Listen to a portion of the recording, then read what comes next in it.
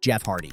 Jeff should have been WWE's next big thing. He had the looks, the charisma, the death-defying style that made crowds lose their minds. When he finally won the WWE Championship in December 2008 at Armageddon, it felt like destiny. A kid who started wrestling in his backyard had conquered the world. But Jeff's demons were always lurking in the shadows. His battles with substance abuse were well documented, and WWE had already suspended him for 60 days in March 2008 for violating their wellness policy, his second strike. Despite this, WWE believed in him enough to give him the championship run fans had dreamed of. The championship reign lasted only 42 days. Jeff left WWE in 2009 at the peak of his popularity, walking away from millions to return to TNA and the independent scene. Many suspected his ongoing struggles played a role in both the short reign and his departure. The real disaster came at TNA's Victory Road 2011. Jeff showed up to his main event match against Sting so impaired that the match had to be called off in 90 seconds. Sting improvised a finish to get out of there, and the entire wrestling world watched Jeff's career implode on pay-per-view.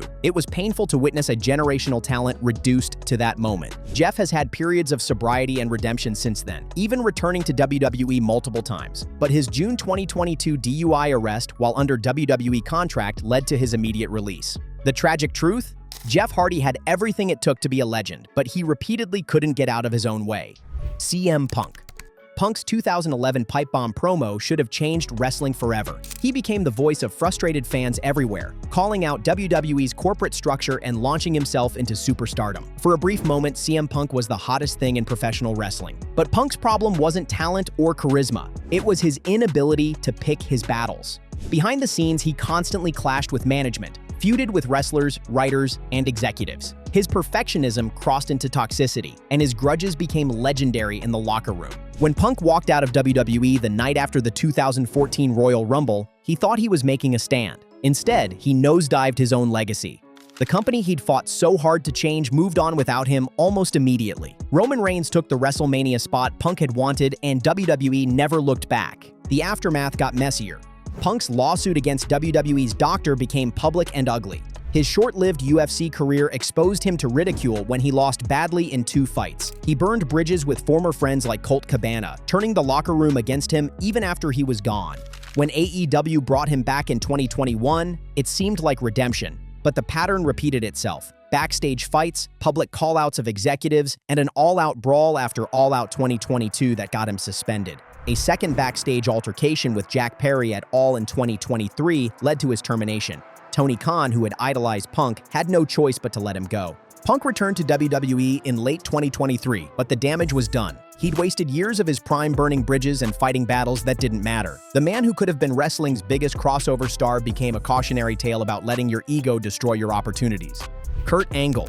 Kurt came to WWE with credentials no wrestler had ever possessed. An Olympic gold medal won with a broken neck. He was destined for greatness, and he delivered. Within a year, he was WWE champion. His technical ability combined with natural charisma made him one of the best ever. But the toll of WWE's schedule on Angle's already damaged body was devastating. His neck, which he'd injured winning Olympic gold, deteriorated rapidly. The pain became unbearable. Kurt's solution? He took painkillers. Lots of them. At his worst, Angle was taking massive amounts of prescription medication just to function. He worked through injuries that would have sidelined anyone else, becoming addicted in the process. WWE offered him time off to heal and enter rehab. He refused, believing he couldn't afford to lose his spot. In 2006, WWE gave him an ultimatum: go to rehab or we release you. Kurt chose release, convinced he could manage his issues himself. He went to TNA, where his addiction spiraled further. Stories emerged of Kurt wrestling impaired, missing shows, and deteriorating physically and mentally. His personal life collapsed too. A domestic incident and a DUI arrest made headlines. His ex-wife filed a restraining order. The beloved Olympic hero became a tabloid fodder, and the wrestling world watched helplessly as he destroyed himself. Kurt eventually got clean and returned to WWE for a Hall of Fame induction and final run. But he admitted in interviews that he'd wasted years and risked his life because he couldn't admit he needed help. His stubbornness and addiction cost him the prime of his career. For Kurt Angle, the choice to refuse help in 2006 changed everything. He could have been a WWE lifer and legend. Instead, he spent years in the wilderness fighting demons he should have faced with the company's support. Tammy "Sunny" Sytch. Sunny was the original WWE diva before the term even existed. In the mid-90s, she was the most downloaded woman on America Online and a legitimate mainstream celebrity. WWE built storylines around her, and she elevated everyone she managed. But behind the glamour, Sunny was battling addiction and making catastrophic personal decisions. Her relationship with fellow wrestler Chris Candido was toxic, and her substance abuse issues became impossible to hide. After leaving WWE, Sunny's life spiraled into a nightmare. Multiple DUIs, arrests, and stints in jail became routine. She burned bridges with every promotion that tried to help her. ECW, TNA, and independent companies all gave her chances, and she squandered every single one. The tragedy reached its peak in March 2022 when Sunny was involved in a fatal drunk driving accident that killed 75-year-old Julian Lasseter. Her blood alcohol content was nearly 4 times the legal limit. She also had an unsealed bottle of vodka in her vehicle and cannabis in her system. In November 2023, she was sentenced to 17 years in prison followed by 8 years of probation. Sunny's story is the darkest on this list because it ended with someone else losing their life. She had every opportunity to get help over the years, multiple arrests, jail time, interventions from friends in wrestling, but she refused to change. From the most downloaded woman on the internet to a prison cell serving a 17-year sentence for vehicular manslaughter, Sunny's fall was entirely self-inflicted and ended in unspeakable tragedy. Please like and subscribe if you're enjoying this video. Alberto Del Rio. Alberto had everything WWE wanted in a crossover star. He was handsome, spoke multiple languages, could work in the ring, and had legitimate MMA credentials. WWE immediately pushed him to the moon, making him a multi-time world champion. But Alberto's ego was massive, and his professionalism was questionable. He clashed with management over creative decisions and money. He had a reputation for being difficult to work with, and stories of backstage conflicts followed him everywhere. His first WWE run ended in 2014 when he slapped a social media employee who allegedly made a racist comment. While Alberto claimed he was standing up for himself, WWE fired him for unprofessional conduct. He went to AAA and Lucha Underground, where his star initially rose again. Then his personal life exploded into scandal. Multiple allegations of domestic abuse surfaced, including from his ex-fiancée Paige, painting a disturbing picture. More women came forward with similar accusations. His reputation was destroyed and promotions began distancing themselves from him. Multiple arrests followed, including charges related to kidnapping and sexual assault. The man WWE had positioned as their next Latino superstar became someone the company wanted erased from history. Del Rio's name became synonymous with wasted potential and alleged abuse. Alberto had the talent and platform to be a legend. Instead, his ego, alleged violence, and serious legal troubles turned him into someone wrestling wants to forget. Enzo Amore. Enzo was one of the most naturally charismatic performers WWE had seen in years. His promos were electric. His catchphrases, "How you doin'?" got over instantly, and crowds loved him. Paired with Big Cass, he seemed destined for a long WWE career. But backstage, Enzo was a problem. Stories leaked about him being disrespectful to veterans, refusing to listen to advice, and believing his own hype. He rubbed the locker room the wrong way so badly that he was kicked off the tour bus and forced to travel alone. When a performer is ostracized by their peers, that's a massive red flag. The final straw came in early 2018 when allegations of sexual assault surfaced. While Enzo maintained his innocence and the charges were eventually dropped, WWE fired him immediately, not just because of the allegations, but because he'd failed to inform the company about an active investigation. After WWE, Enzo tried to reinvent himself as a rapper and independent wrestler, but his bridges were burned. No major promotion wanted to touch him. His reputation for being difficult and the cloud of allegations made him radioactive. Enzo had a real gift for entertaining crowds, but his inability to be a professional behind the scenes cost him everything. He could have been a main event star for a decade. Instead, his career was over before he turned 30.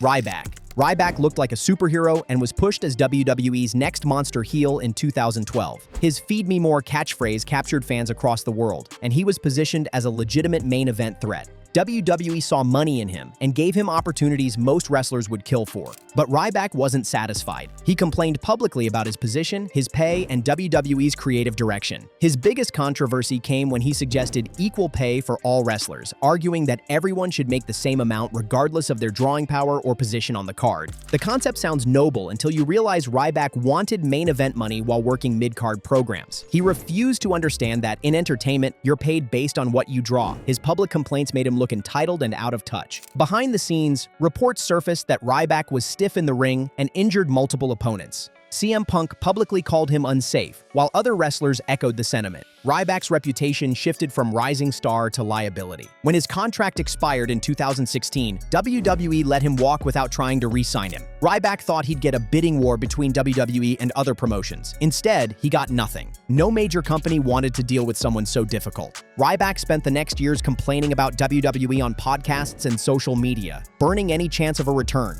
He had the look and the push, but his entitlement and allegedly unsafe work destroyed any goodwill he'd built. Riddle.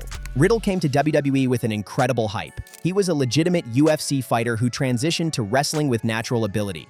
His laid-back bro persona connected with fans, and his in-ring work was excellent. WWE saw potential for him to be a top star, but Riddle couldn't help himself. Sexual misconduct allegations emerged from his independent wrestling days, casting a shadow over his WWE push. While Riddle denied the allegations, they followed him throughout his run. His problems multiplied. He publicly called out Goldberg, burying a legend for no strategic reason. He was involved in multiple backstage incidents. Reports surfaced about unprofessional behavior and conflicts with management, and the shine on his potential started fading fast. The final blow came with his continued use of marijuana. Despite WWE's relaxed policy on cannabis, Riddle's public advocacy and continued use became a problem. When WWE needed to make cuts in 2023, Riddle's name came up because of all the baggage he carried. WWE released him in September 2023 while he was still appearing on television. That's how badly he'd burned bridges internally. The man who should have been a multi-time world champion was let go during what should have been his prime years. Riddle had every tool to be a megastar, but his inability to mature and his accumulating controversies destroyed his opportunity. Sometimes potential isn't enough when you can't stay out of your own way. Low-key. Low-key might be the most talented wrestler to never make it big, and it's entirely his own fault. His athleticism and striking ability were world-class. He could have been a star in any major promotion. Instead, he became infamous for being impossible to work with. Low-key's problem was simple. He thought he was too good for professional wrestling. He wanted to shoot-fight his opponents, stiffing them with real strikes. He refused to sell moves properly because he believed it made him look weak.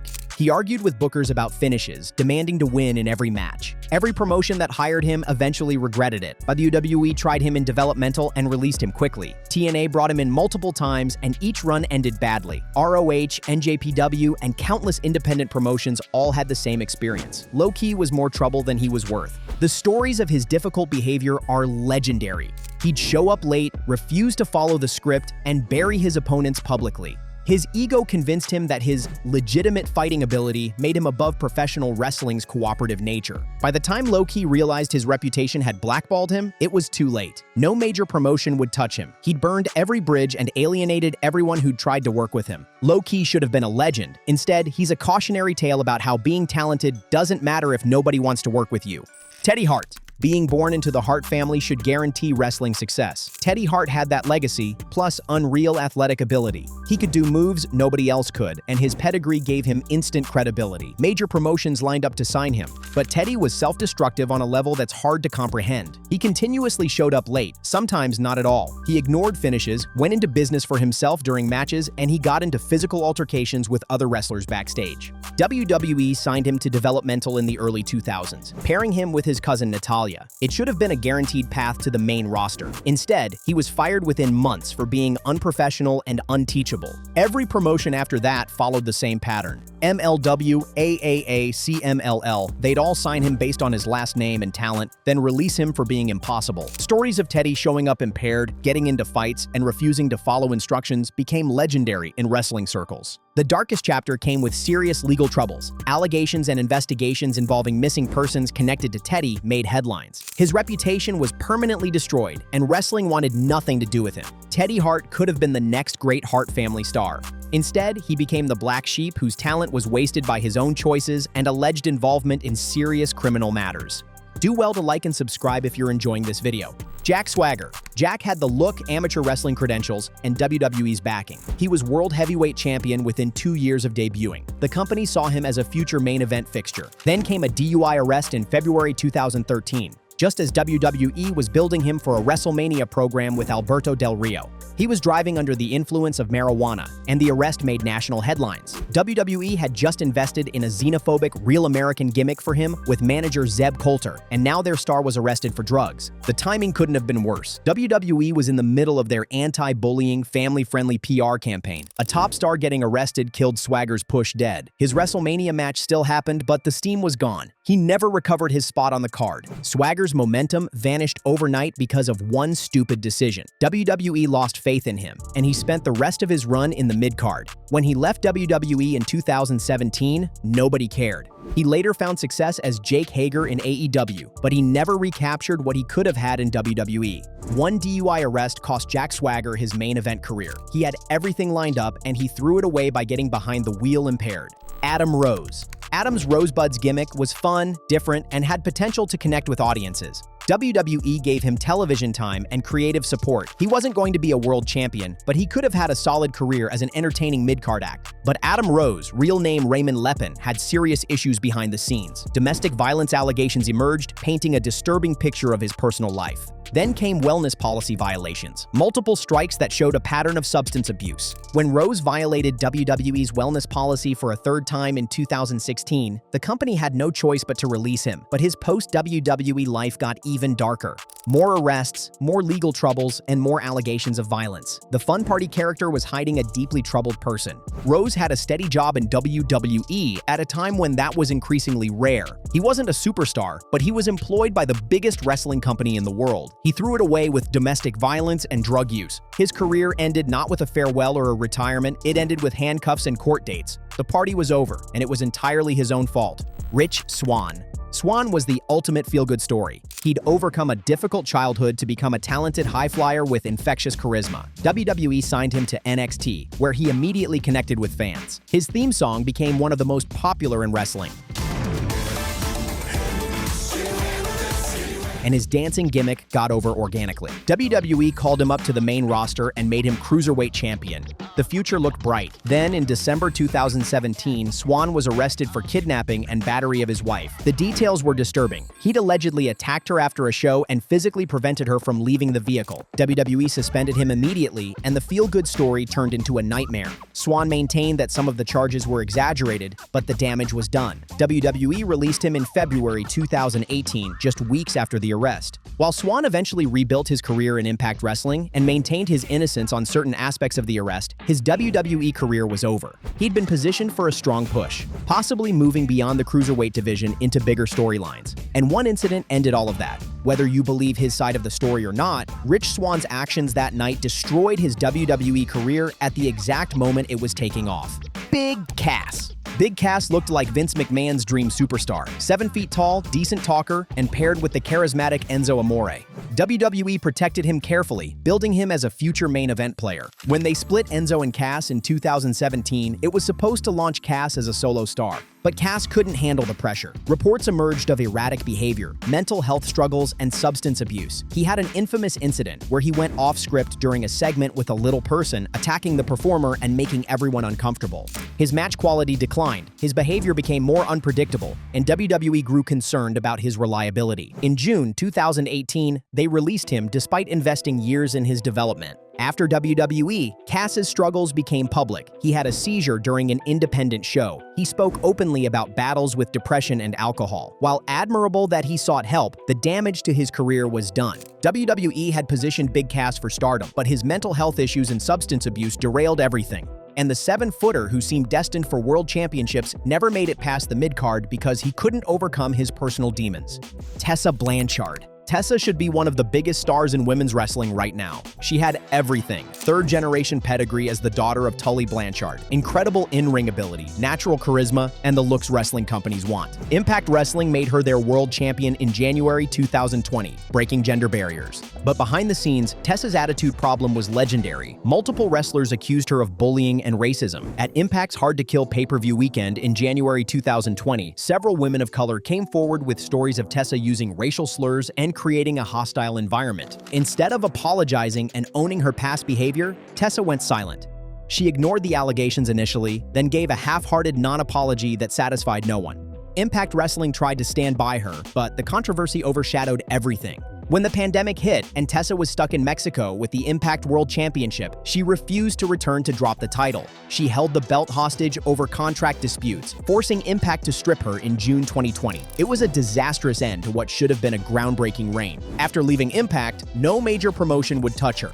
WWE, AEW, NJPW, everyone passed. Her reputation for being difficult and the racism allegations made her toxic. She spent time in Mexico and Japan, but the dream of being a superstar was over.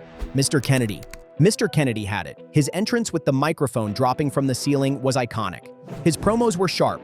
WWE was building him for a massive push. Reportedly, he was going to be revealed as Vince McMahon's illegitimate son and potentially win a world championship shortly after. But Kennedy was injury-prone and allegedly unsafe in the ring. Randy Orton publicly stated he refused to work with Kennedy because he was reckless. When one of WWE's top stars says you're dangerous, that's career killing. To make matters worse, Kennedy's name appeared in the signature pharmacy scandal in 2007, suggesting steroid use. WWE suspended him, and the illegitimate son storyline was given to Hornswoggle instead. Kennedy's mega push evaporated overnight. WWE gave him another chance, but he tore his triceps and was out for months. When he returned, his stock had dropped significantly. More injuries followed, and Randy Orton's complaints about working with him reached management. In May 2009, WWE released Kennedy. The man who was supposed to be the next breakout star was gone, and nobody missed him. He went to TNA as Mr. Anderson, but he was never the same. Injuries, allegedly unsafe work, and the steroid scandal killed what could have been a Hall of Fame career. Lars Sullivan. Sullivan looked like WWE's next monster heel. He was massive, intimidating, and had a unique look. WWE protected him in NXT, having him destroy everyone in his path. The main roster call-up seemed like a guaranteed success story. Then the internet did what the internet does best, it dug into his past. Old bodybuilding forum posts surfaced where Lars had made racist, homophobic, and sexist comments from 2007 to 2013. The posts were vile and they spread like wildfire across social media. WWE fined him $100,000 and required him to undergo sensitivity training, but they tried to bring him back. Before he could fully return, Lars had severe anxiety attacks that kept him off television. Reports suggested he was struggling mentally with the exposure of his past comments. When he finally had his main roster run in 2019, the momentum was gone. The comments had damaged him irreparably. Fans rejected him, and behind the scenes, wrestlers didn't want to work with him. Adding to his problems, Lars's past as an adult film performer was also exposed, which WWE found out through the same internet investigations. By 2021, WWE released him after years of trying to make it work. Lars Sullivan had everything WWE wanted physically, but his own words from his past destroyed his career before it truly began. In the age of social media, nothing stays hidden forever. WWE tried to salvage his career, but the damage was too severe, and Lars himself couldn't handle the pressure of it all. From addiction to bad decisions, these superstars had the world at their fingertips and threw it all away. A reminder that talent alone isn't enough. Which of these self-destructed careers shocked you the most? And are there other superstars whose careers were ruined by their own actions that we didn't cover? Drop your thoughts in the comments, hit that like button, and subscribe for more wrestling deep dives. Because in WWE, sometimes your worst enemy isn't your opponent, it's yourself.